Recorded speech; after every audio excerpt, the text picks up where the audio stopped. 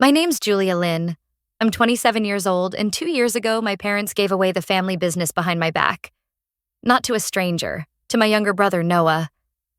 And when I asked why, my dad looked me dead in the eye and said, "You're just not built for this, Jules. You're bookish. Noah knows how to deal with people." That moment split my life clean in half.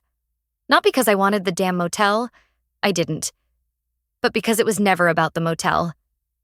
It was about what they saw when they looked at me, and what they didn't. I grew up in a dusty, sun-bleached town in northern Arizona. Our family owned a mid-sized roadside motel, the kind with a faded neon sign, a vending machine that never worked right, and a pool that was mostly decorative. It wasn't glamorous, but it paid the bills. At least it used to. My parents ran it like clockwork. My dad at the front desk, my mom managing the bookings, and us kids helping out in the summers. I was the firstborn. Quiet kid. Glasses. Always had a book in my hands. I wasn't shy, just focused. While Noah was outside fixing bikes with the neighbor kids, I was inside reading about supply chains and learning how to use Excel for fun. Yeah, that kind of weird. But it made sense to me. Numbers had structure. Business had rules. Emotions didn't. And our house was full of those. Noah was 2 years younger. He had that big laugh, golden boy thing. Everyone loved him. Teachers, guests. Even the UPS guy used to bring him candy. I don't think he asked for it. People just handed him things. By high school, the pattern was set. Noah got the spotlight. I got the shrug. He failed his driver's test twice and still got handed the keys to the family truck. I passed mine on the first try and was told, "There's a bike in the garage." Still, I didn't complain. I got into college out of state with scholarships. I worked 2 jobs. I graduated summa cum laude. No one came to my graduation. Mom said the motel was short-staffed. Dad didn't even pretend. "You're the smart one, Julia," he said over the phone. "You'll land on your feet." Fast forward to 2 years ago. I'd come home for a quick weekend visit, which I did maybe once or twice a year, and found a full renovation underway at the motel. New lobby furniture, digital keypads, solar panels going up. Noah was directing a contractor in flip-flops, acting like he owned the place. That's when I found out he did. Over dinner that night, Dad dropped it like it was weather news. We signed the deed over to Noah. He's got the energy, the ideas. You're doing great in your banking world. This frees you up from worrying about the old place. I didn't even know what to say. My mom avoided eye contact the whole time. I remember asking in the calmest voice I could manage, "So you didn't think I should be part of that conversation?" And my dad, he didn't even pause, just said, "Jules, you're built for numbers, not hospitality. You'd hate this life." What he really meant was, you were never the one we pictured here. You were always a visitor, never a part of the future. I barely made it through the rest of the meal. Noah, to his credit, looked guilty, but not surprised. He knew. He'd known for a while. He made some half-hearted joke about getting my blessing, and I nodded. But something inside me cracked. Not because I wanted the motel, but because I finally saw how little they thought of me. Not just forgotten, but dismissed. Written out. That night, I couldn't sleep. I walked past the pool where I used to sweep leaves at 6 a.m. before school. I looked at the lobby I'd painted with my own hands during spring break sophomore year. And then I looked at the office door. It had a new brass plate. General Manager Noah Lynn. Something shifted in me, a mix of betrayal and clarity. For years, I'd been telling myself I didn't care what my parents thought. But in truth, I'd been working so damn hard just to prove myself to people who had already made up their minds. I flew back to Denver the next morning, but I didn't just go back to my apartment and cry. I opened my laptop, logged into the system at the regional bank I worked at, and pulled the commercial mortgage file for a certain aging motel on Route 89. The numbers didn't lie. And neither did the risk assessment report. The business was leveraged deep. And for the first time in my life, I started thinking like a Lynn. Not the bookish kind. The kind who knows how to move quietly and strike when no one's looking. I didn't tell anyone what I found in the file. The motel was mortgaged to the hilt, $482,000 outstanding, interest creeping up monthly, and Noah had missed 2 payments. There was a balloon clause coming up in 8 months. I sat there staring at the numbers like they were trying to explain something to me. This place, the place I swept, mopped, painted, ran late-night check-ins for while my parents slept, was 1 missed payment away from foreclosure. And they gave it to him. My first instinct wasn't revenge. Honestly, I didn't even feel angry yet.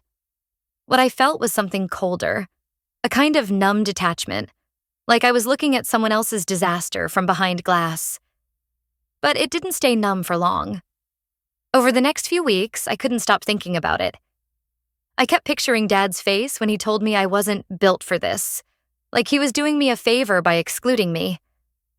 I remembered how Mom used to say things like, "Noah's such a people person, and you're very smart," like it was supposed to be a compliment. I went back to work like nothing had happened. Smiled in meetings, filed reports. But every time I passed by the portfolio team's offices, I thought about that balloon clause. And one Friday, without fully planning it, I sat down with the head of commercial credit, a guy named Sam. I'd helped on a couple of audit cleanups. "I've been looking at the Lynn file," I said casually, as if I hadn't already memorized every line of it. "If that asset goes distressed, what's the bank's next move?" Sam raised an eyebrow. "We'd put it out for buyback. Debt collectors, credit firms, you know how it goes." I nodded. "What if I had a buyer?" He leaned back. "Depends. They'd have to buy out the full note, not refinance it. Clean deal." I didn't respond right away. I think he assumed I was pitching something for a client. He didn't ask more questions. But that night, I started sketching something out. Something I never thought I'd do. I wasn't rich. Not yet. But I'd saved well, invested smart, and with some help from my firm's partner network, I knew I could pull together a shell entity. Something discreet. Something that could buy the note without ever revealing who was behind it. It wasn't just about owning the paper. It was about leverage. Noah hadn't just mismanaged the business. He'd gutted it, replaced reliable vendors with his frat buddy's startup, laid off 2 longtime housekeepers, invested in a digital reservation system that barely worked. The reviews had tanked. And apparently, so had his confidence, because 2 weeks later, I got a voicemail from him. "Hey, Jules, just wondering if you've got time to grab coffee next time you're in town. Would love your input on some finance stuff. Things have been a little nuts." No apology. No mention of the motel handoff. Just Noah, slipping into charm mode like always. I didn't respond. Instead, I filed paperwork. Quietly. I got a friend from law school to help set up the LLC. We named it Juniper Canyon Holdings, just obscure enough. A month later, Juniper bought the motel's debt from the bank for 84 cents on the dollar. I was now my brother's lender. It was a strange feeling. Not triumph, exactly. More like reclaiming ground I hadn't even realized I'd lost. I didn't send a notice right away. I watched. Waited. 2 months later, Noah missed another payment. Not by much, but enough to trigger the clause. This time, I sent a letter. Not from me, of course. From Juniper's asset resolution team. It was worded carefully. Polite, formal, utterly impersonal. "Dear Mr. Lin, per the terms of the debt agreement, your account has entered default status due to non-payment. As the primary lien holder, Juniper Canyon Holdings is entitled to initiate asset recovery proceedings." I imagined his face when he read it. I imagined him calling Dad, asking what to do. Dad pacing in his office, trying to remember who the hell Juniper Canyon was. And I waited. 3 days later, Noah left me a voicemail. "Jules, I think something's going on with the bank. A new company's trying to call the note, and I don't know what to do. I know we haven't really talked about things, but can you call me back? Please?" I didn't call him back. Not yet. That weekend, I drove down to the motel, stayed at a hotel across town, walked through the old parking lot early Sunday morning with a cup of gas station coffee and sunglasses on. The place looked tired, like it had aged 10 years since I'd left. A busted ice machine, weeds by the fence. The front office was locked, and for the first time since that dinner, I felt something sharp and unexpected rise in my chest. It wasn't pity. It was resolve. This place didn't have to die. But if it was going to live, it was going to live on my terms. The morning I decided to move forward with foreclosure proceedings, I didn't feel powerful. I felt sick. I sat at my kitchen counter with the notice of default open on my laptop, spooning cereal into my mouth without tasting it. Outside, Denver was waking up. Joggers and hoodies, delivery trucks groaning past. Like the world hadn't shifted on its axis overnight. But for me, it had. Because for the first time in my life, I had the upper hand with my family. And I didn't know what the hell to do with it. I'd always been the rational one, the quiet one, the one who didn't cause waves. That was their label for me. Dad called me level-headed. Mom said I had emotional maturity, which was her way of saying I didn't cry in front of people, but really I just didn't give them the satisfaction. Now I was sitting on a ticking bomb of leverage, and it scared me. The thing is, part of me still wanted to be the daughter they respected, not feared. I'd gone from being invisible to being the threat they didn't see coming. And I had to decide, was I just trying to win? Or was I trying to rewrite the rules?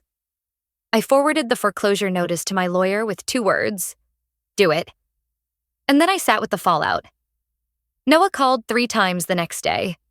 I didn't answer. He texted me once. Is this you? Are you Juniper Canyon? I didn't respond. Instead, I took a walk. No phone, no distractions, just me and the cold February air. I walked 5 miles thinking about every time I'd been told I was too sensitive, too intense, or too much. I thought about that night I got rejected from the regional science fair because Dad forgot to send in the consent form, and he said, "You'll survive. It's not like it's the Olympics." That walk ended outside a tiny, glass-walled cafe I'd passed a dozen times but never entered. Something about it just looked honest. I sat down with a mug of black coffee and a legal pad and wrote 1 line across the top. What do I owe them? The answer, I realized, was nothing. Not grace. Not softness. Not a seat at the table they built without me. But what I did owe, to myself, was integrity. That night, I had my lawyer send a second letter. It offered Noah a chance to settle the debt. Not with Dad's help, not with more promises, but with actual terms. If he could repay a portion of the balance, we'd restructure. He could keep the business, but I'd be a partner. Silent, legal, binding. It wasn't revenge. It was a line in the sand. And I didn't tell my parents. I wanted them to stew in confusion, just a little longer. A week later, Noah called. "Julia," he said, voice low, like he wasn't sure which version of me would answer. "I got the letter." I stayed silent. I don't know what to say. I let the pause stretch. "Honestly," he said, "I deserve this. I messed it all up. I thought if I made it flashy, it'd cover up how unprepared I was. I thought I could fake it long enough to figure it out." "You didn't just fake it," I said quietly.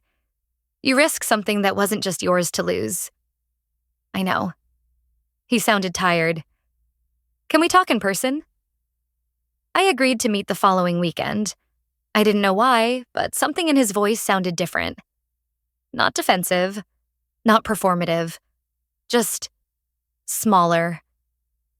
When I pulled into the motel lot that Saturday morning, the old neon sign still flickered, but the vibe was different. The property looked abandoned. Noah was sitting on the bench outside the office, hood up, a half-empty coffee next to him. He stood when he saw me and tried to smile. I didn't return it. He didn't bother with pleasantries. "I can't pay it all. You know that." "I know. But I want to fix it. And I want you in, not just because I owe you. Because I should have asked you to begin with." It wasn't a perfect apology, but it was better than I'd expected. We walked the property. He showed me the broken HVAC units, the messed up reservation system, the rooms that needed gutting. It was worse than I'd imagined. But weirdly, I didn't feel angry. I felt challenged. He handed me a key. "The office is yours now, too. I already cleared a desk." I looked at it, then him. "Don't make this symbolic. This is still a business arrangement." "I know, but I'm done pretending I can do this alone." For a split second, I saw the kid I used to race bikes with down the alley. And then I saw the man who let Mom and Dad believe I didn't belong. But I also saw someone trying, maybe too late, maybe not, to change the story. That night, I called my parents. Mom picked up. "Oh, thank God," she said. "We've been so worried. Noah told us there was some bank issue. Is it true you're involved in this?" "It's true." There was a long pause. Then, "Sweetheart, don't you think this has gone far enough?" I laughed, soft but bitter. "Mom, it hasn't even started." The letter went out on a Tuesday. 3 pages, notarized, stamped, and cold as ice. It notified Noah Lynn, current property owner and operator of the High Ridge Motel, that foreclosure would proceed unless full payment was received within 21 days. Failing that, the asset would be publicly auctioned on county record. I watched the delivery receipt ping into my inbox while sitting at my desk with a lukewarm chai and a post-it that said, "Don't blink first." It was in my own handwriting, and I meant it, because by now this wasn't about money. It hadn't been for a while. This was about history, about years of being told I wasn't built for business, when I was the one who'd been doing math in the back office while Noah practiced customer smiles in the lobby mirror. About being handed second place in a family that never even admitted it was a race. The next few days were quiet. Too quiet. Noah didn't call. Mom didn't text. Dad, predictably, said nothing. That used to hurt. But now it told me something. They were scrambling. I had forced them into a corner and they didn't know what version of me they were dealing with anymore. And I hadn't even shown them the whole picture. See, here's the thing about public auctions. They're usually messy.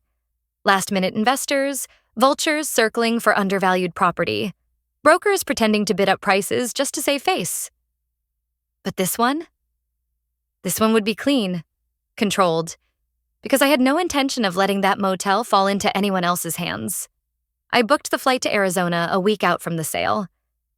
I didn't stay at the High Ridge, obviously. I booked a room at a newer spot across town. The kind with press sheets, working vending machines, and no family ghosts in the wallpaper. I arrived the night before the auction. Couldn't sleep.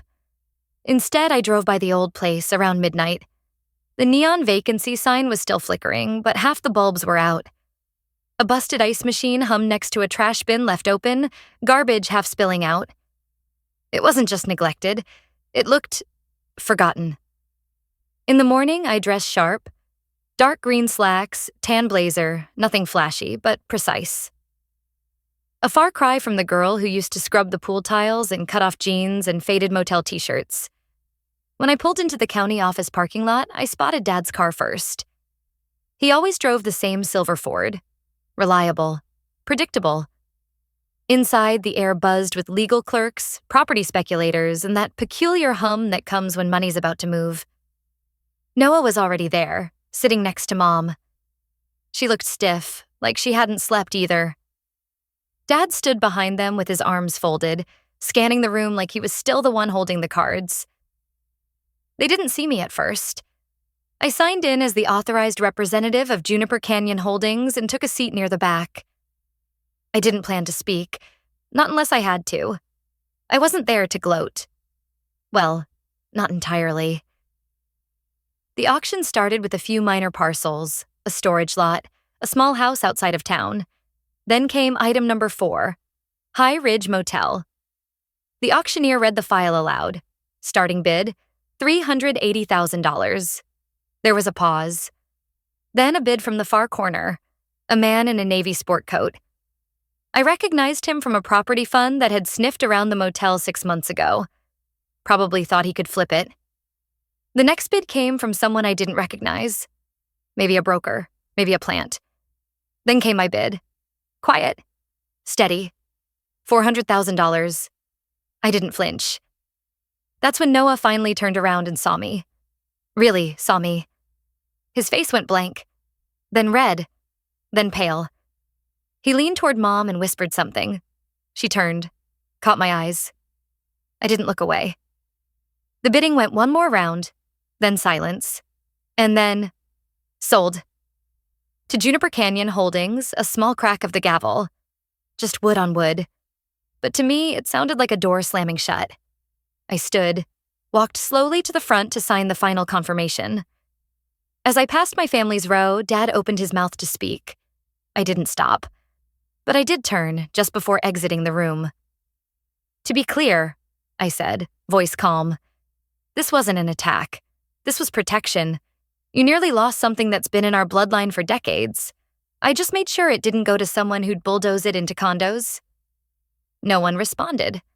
Not right away. But as I walked out, I heard Noah whisper, barely audible, "She bought it." And Mom, sounding like she couldn't believe the words, replied, "She really did."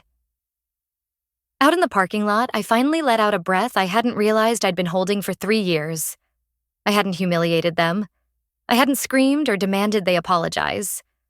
I'd simply outmaneuvered them, the same way they'd always assumed I never could. Not because I wanted revenge, because I wanted them to finally see who I'd been all along. I didn't go back to the motel for a few weeks after the auction. Not because I didn't want to, because I needed space, to think, to breathe, to make sure I wasn't still chasing some old version of validation I'd outgrown. The title transfer finalized in 8 business days. My name, through Juniper Canyon Holdings, officially replaced Noah's on every document. Property, business license, the works. The motel I grew up in, the place I was told I had no business running, now legally belonged to me. And here's the part that still messes with my head. I didn't feel triumphant. I felt calm. Control doesn't always come with fireworks. Sometimes it arrives in silence. A clean signature, a new key, a name etched into paper that can't be ignored. Noah moved out 2 days later. No announcement, no goodbye. I only knew because the front desk clerk, a sweet woman named Brenda who'd stayed loyal through all the chaos, emailed me a photo of his cleared-out office. He didn't take the brass plate with his name on it. I did. I had it melted down and turned into a plaque that now hangs inside the staff break room. It says, "Never underestimate the quiet one." Petty? Maybe, but earned. Dad tried to reach out a week after that. Said he wanted to talk things over like adults. I agreed to meet. On one condition, that it be at the motel, my office. He showed up stiff, dressed in his courtroom best, like he still thought he could talk his way back into control. I let him sit in the guest chair. I didn't offer coffee. "Julia," he started, hands clasped. "I admit we misjudged you, but you've made your point. Loudly. You've humiliated your brother." I cut him off. I didn't humiliate Noah. He did that himself. I just stopped cleaning up after him. He swallowed hard. Didn't deny it. Just looked down at his hands. "You know," I added, "you once told me I wasn't built for business. But here I am, balancing books, hiring staff, booking rooms. And here you are, asking for a meeting in a building you told me I'd never belong in." He left without saying much, and that was fine by me. I didn't need an apology. I needed him to know I didn't need it. As for Mom, well, she sent a long email. Rambling, emotional, filled with phrases like, "We always thought you were so self-sufficient," and "We didn't mean to hurt you." I haven't replied yet. Maybe I will someday. Or maybe I won't. Noah, to his credit, did something surprising. 2 months after the handover, I got a letter in the mail. Handwritten. From him. He admitted he was in over his head. That he'd leaned on charm and shortcuts because he thought that's what business looked like. That he never expected me to come for the motel, But when I did, he wasn't even mad, just ashamed. He said he'd enrolled in a certification program for hospitality management, was working part-time at a different hotel across the state, starting over, but doing it right this time. I didn't cry, but I kept the letter, not because it fixed anything, but because it was honest. And that finally was something real.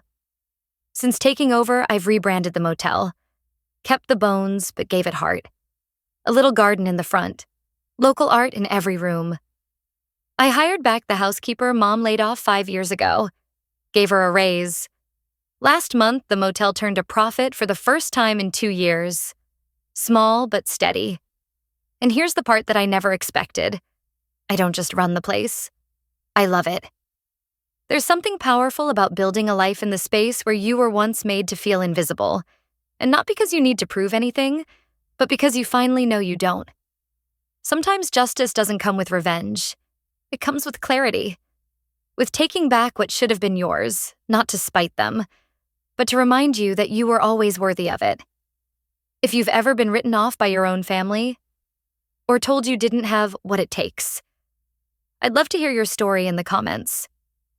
I think a lot more of us are carrying versions of this pain than we let on. And if you felt this, if even a piece of this sounded like something you've lived through, stick around. I've got more to share, and I want to hear what you've been through too. We're not alone in this. We just got really good at pretending we were.